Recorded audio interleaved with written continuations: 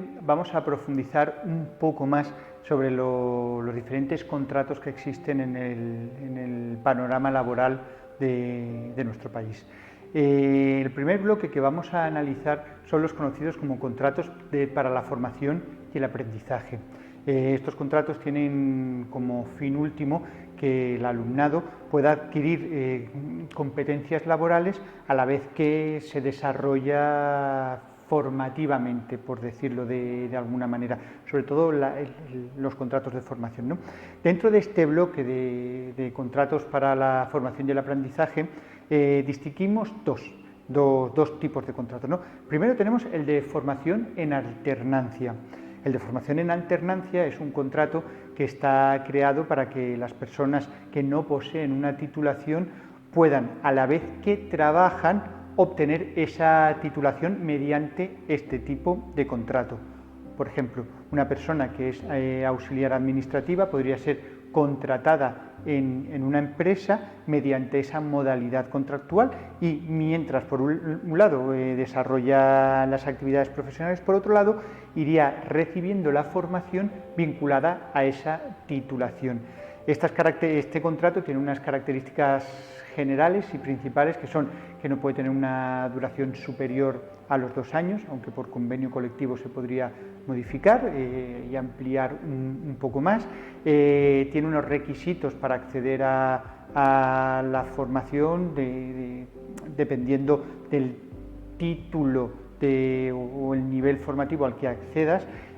Puede no haber límite de edad o tener una limitación de edad hasta los 30 años. Los que no tienen límite de edad son aquellos contratos de formación que están vinculados a los certificados de profesionalidad de nivel 3 o los estudios superiores. El resto, estudios medios o certificados de profesionalidad de nivel 1 o 2, el límite máximo de la persona que podrá acceder a este contrato es de 30 años. Importante también que este límite no se aplica si la persona tiene un certificado de discapacidad o se encuentra dentro de los colectivos recogidos por la normativa como colectivos en riesgo de vulnerabilidad. Otra de las características de este contrato de formación en alternancia es la duración que tiene la jornada de trabajo efectivo y la jornada formativa. La jornada de trabajo efectivo nunca podrá ser superior a un 65% aproximadamente, sí, un 65% el primer año y un 85% el segundo año. Y el salario jamás podrá ser inferior al 60% del salario que cobra una persona contratada con un contrato ordinario para ese puesto durante el primer año y un 75% el segundo año.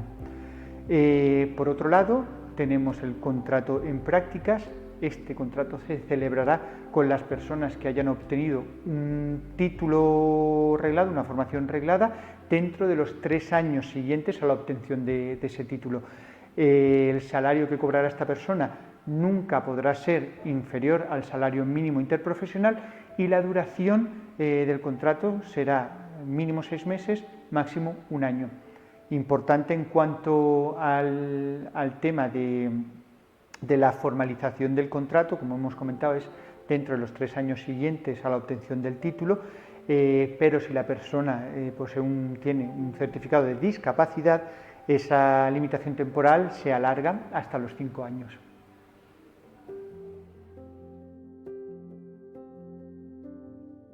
El siguiente bloque de contratos que existen en el panorama laboral de nuestro país son lo que se conoce como los contratos temporales.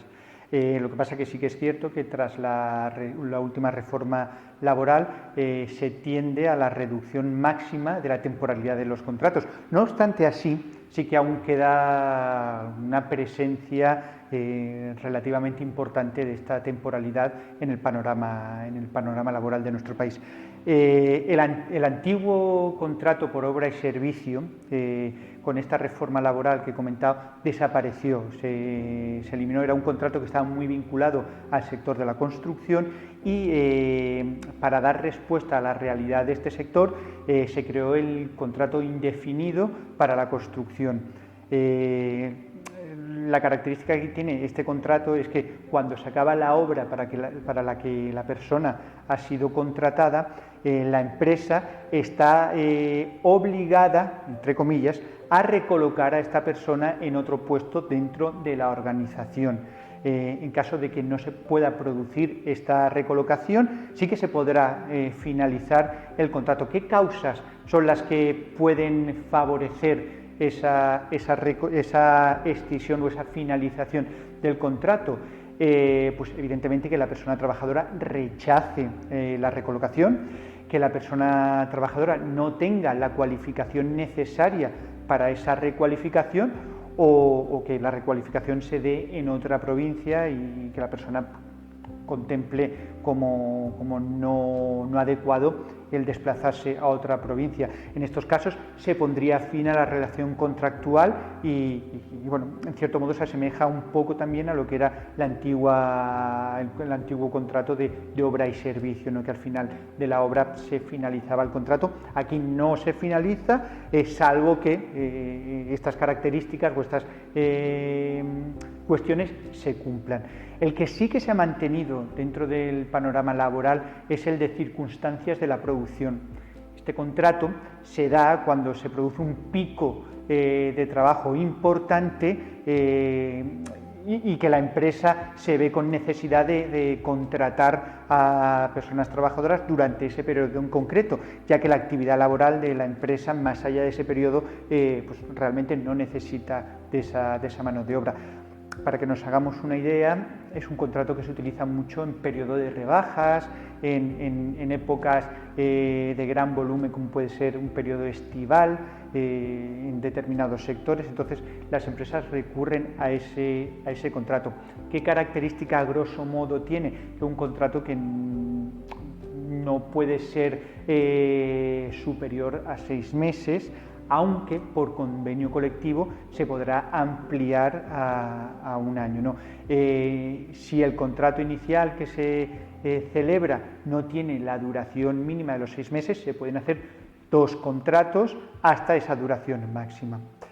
Luego, por último, tenemos el contrato por sustitución de persona trabajadora con reserva de puesto. Este contrato básicamente es el equivalente al contrato de interinidad y vamos, lo que viene a decir es que este contrato lo utilizamos cuando una persona que tiene derecho a reserva de puestos se tiene que ausentar, pues, por ejemplo, una persona que ha sido, yo qué sé, seleccionado en las listas electorales, ¿no? Y tiene 4 años de ejercicio de cargo público. La empresa puede hacer este tipo de contrato para sustituir a esta persona. Una persona que tiene una baja por incapacidad temporal que se estima que puede ser de 6 meses. La empresa puede contratar a una persona para sustituir a esta persona. La característica importante de este tipo de contrato y que difiere del antiguo contrato de interinidad es que la empresa puede contratar a la persona que va a sustituir al trabajador o la trabajadora 15 días antes de que se produzca la ausencia laboral de este. ¿Para qué? Para que durante 15 días puedan coincidir en el puesto de trabajo y que se produzca un intercambio de información y de tareas adecuado.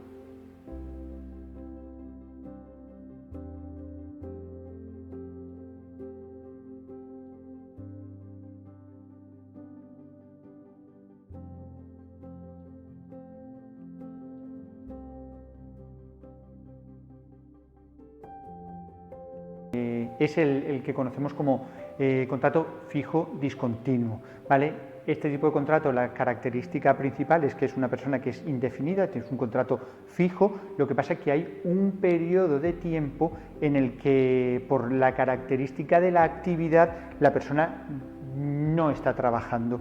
Entonces, su contratación con esta empresa se produce por periodos, siempre son los mismos periodos y siempre hay una ausencia de trabajo durante un periodo concreto. Por ejemplo, cuando nos vamos, por ejemplo, cuando estamos en verano, se produce en determinados sectores y en determinados lugares una necesidad recurrente de personal, por ejemplo, en un hotel. Entonces, el hotel sabe que su temporada alta, por ejemplo, empieza en Semana Santa y acaba en noviembre. Durante ese periodo necesita más personal de lo normal y tiene contratadas a personas con la modalidad de fijo discontinuo que siempre van a entrar en mayo y van a acabar en noviembre. ¿Qué pasa? Entre diciembre y abril estas personas estarían en el desempleo, pero serían aún parte de la empresa.